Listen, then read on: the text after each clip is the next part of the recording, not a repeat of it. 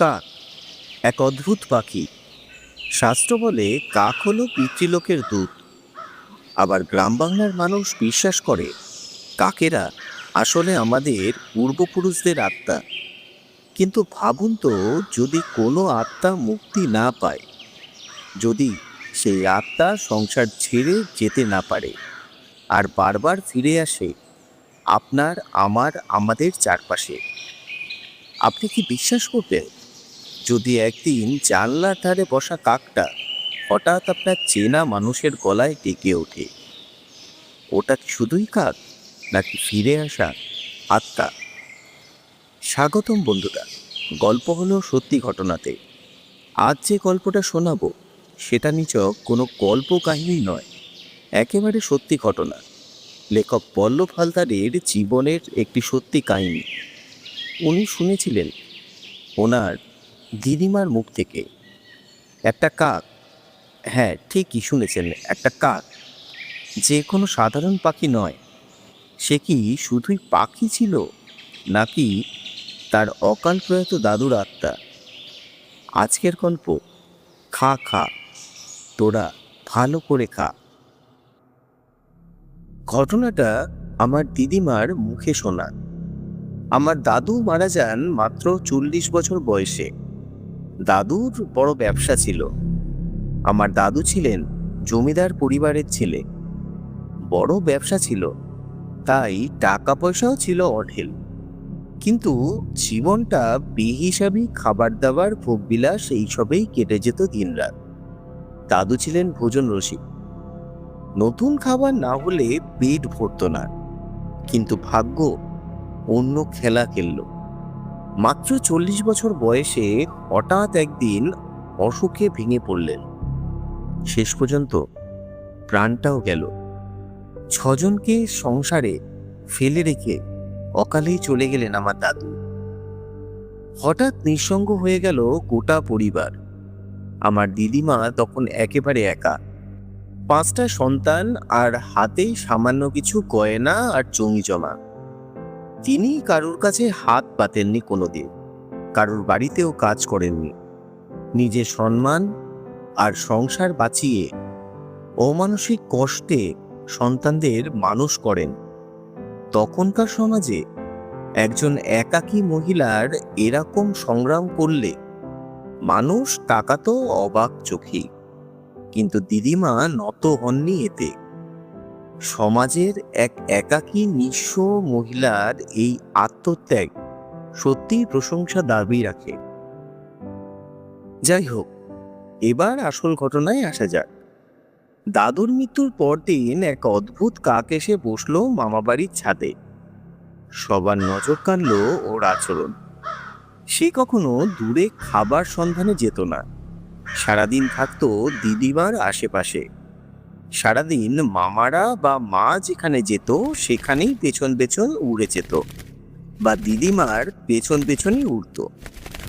দিদিমা যেখানে যেতেন কাক উড়ে যেত তার পেছন পেছনেই। দিদিমা খেতে দিলে তবেই খেত, অন্য কারোর হাতে খাবার মুখেও তুলত না। সবচেয়ে আশ্চর্য ব্যাপার হলো, কাকেরা সাধারণত পচা নোংরা বাসি খাবার খেতে পছন্দ করে, কিন্তু এই কাকটা সুন্দর করে রান্না করা খাবার গুছিয়ে না দিলে মুখেই তুলত না।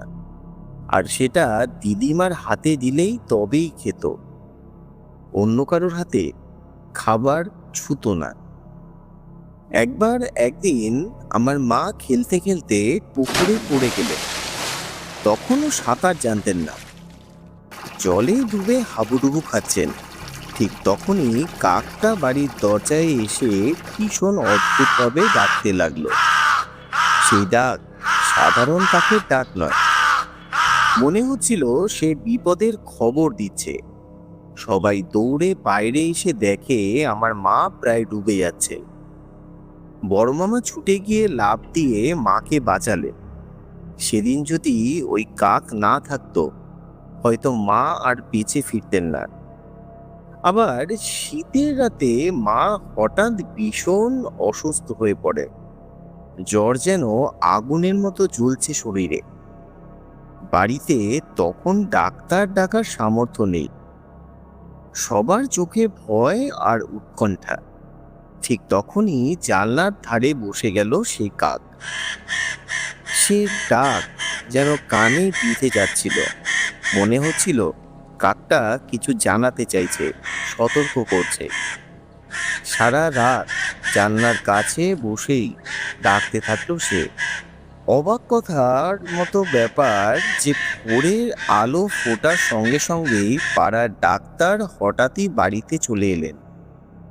সঙ্গে আনলেন ওষুধ। মায়ের জ্বর কমতে লাগলো ধীরে ধীরে। সেদিনের পর থেকে মামারা বিশ্বাস করলেন ওই কাকটা শুধু পাখি নয়, সংসারের রক্ষক। দিদিমা অনেক কষ্ট করেছেন, কখনো খাবার নেই, কখনো টাকার অভাব। একদিন ভীষণ ভেঙে পড়েছিলেন তিনি, চোখের জল লুকোতে পারেননি। ঠিক তখনই হালকা ডানার শব্দ করে জানলার পাশে এসে বসলো সেই কাকটি। চুপচাপ তাকিয়ে রইল দিদিমার দিকে। মনে হচ্ছিল যেন বলছে, আমি আছি, ভয় পেও না। সেদিনের পর থেকে মামা বাড়িতে সবাই মনে করতে লাগলেন কাকটা সত্যি দাদুর ছায়া। কেমন করে 5 বছর কেটে গেল। বড় মামা চাকরি পেলেন কলকাতা কর্পোরেশনে। ঘরে নতুন আশার আলো এলো। দিদিমার মুখে আবার হাসি ফুটল। সংসারটা যেন আবার বাঁচতে শুরু করলো। প্রথম মাসের মাইনে পেয়ে মামা সামুদ্রিক কাঁকড়া কিনে আনলেন সবার জন্য, বাড়ির সবার প্রিয় খাবার। রাতে দিদিমা আর মামা কাঁকড়া ধুতে গেলেন পুকুরে। অদ্ভুতভাবে কাকটাও সঙ্গে তাদের গেল। এমনটা আগে কখনো হয়নি। দিদিমা কাঁকড়া ধুচ্ছেন আর মামা তাকিয়ে দেখছেন কাকটাকে। ঠিক সেই সময় হঠাৎ কাকটা আচমকাই ডাকতে শুরু করলো। ডাকটা শুনে গা শিউরে উঠল মামার। মনে হলো এটা আর সাধারণ কাকের ডাক নয়। ওই ডাকটা পরিষ্কার শোনা যাচ্ছিল, ঠিক মানুষের গলার মতো, যেন কেউ সামনে দাঁড়িয়ে বলছে, খা খা, তোরা ভালো করে খা। দিদিমার চেনা গলায় চমকে গেলেন। ওই গলা একেবারে দাদুর গলা। ভয়ে দিদিমা অজ্ঞান হয়ে পড়ে গেলেন। মামা কোনো মতে তাকে নিয়ে বাড়ি ফিরলেন। আর সেদিন পর থেকে কাকটাকে আর কোনোদিনও দেখা যায়নি।